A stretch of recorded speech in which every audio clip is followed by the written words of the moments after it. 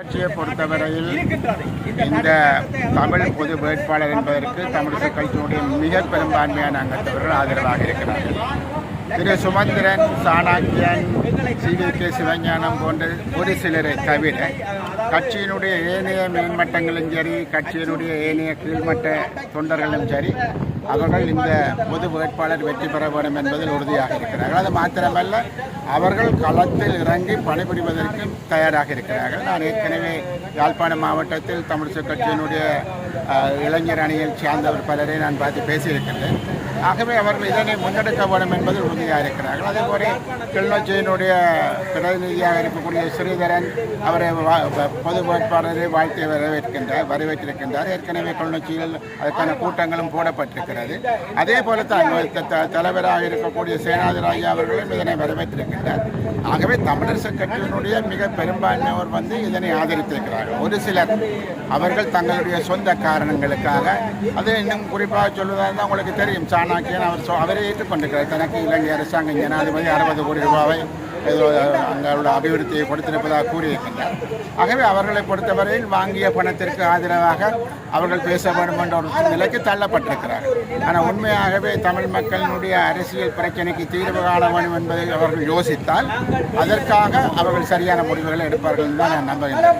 சில சமயங்களில் கடைசி நேரத்தில் அவர்கள் என்ன முடிவு எடுப்பார்கள் எனக்கு தெரியாது.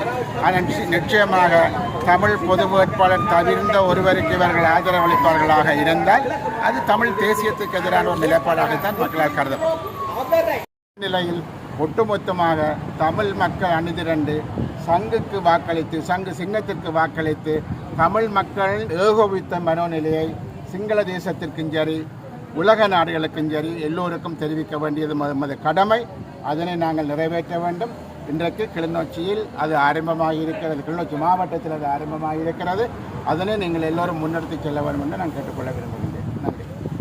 2024ஆம் ஆண்டு நடைபெற இருக்கக்கூடிய ஜனாதிபதி வேட்பாளர் தமிழ் பொது வேட்பாளர் திரு ப. அர்ஜுனேந்திரன் அவர்களை தமிழ் தேசிய பரப்பில் இருக்கக்கூடிய பல்வேறுபட்ட தமிழ் அரசியல் கட்சிகளும் சிவில் அமைப்புகளுமாக இணைந்து ஒரு தமிழ் பொது வேட்பாளரை நிறுத்தியிருக்கிறார்கள்.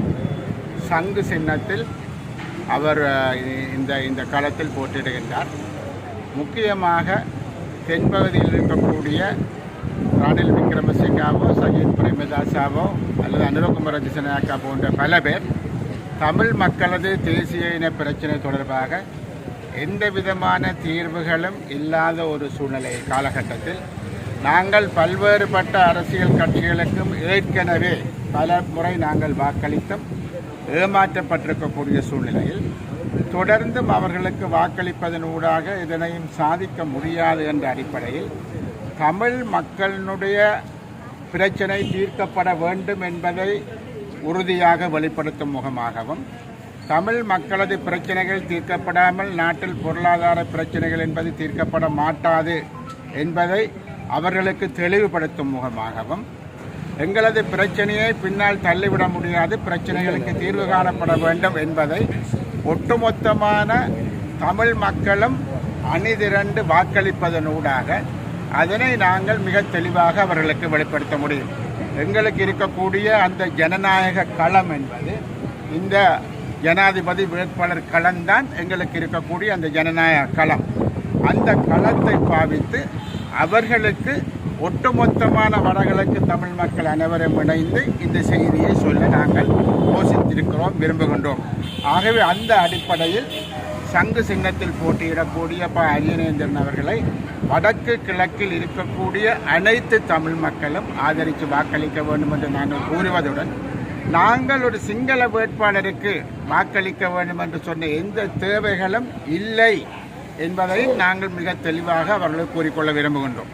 பிரச்சனைகளை தீர்க்காமல் பிரச்சனைகளை இழுத்தடிப்பதுடன் புதிய புதிய பிரச்சனைகளை உருவாக்குபவர்களாகத்தான் இந்த சிங்கள அரசாங்கங்கள் இருந்து கொண்டு இருக்கிறதே தவிர தமிழ் மக்களுடைய காணி பிரச்சனை சரி, காணாமலாக்கப்பட்டோர் பிரச்சனை சரி, எந்த பிரச்சனைகளும் இதுவரை முழுமையாக தீர்க்கப்படவில்லை என்பான் உள்ள நிலைமை.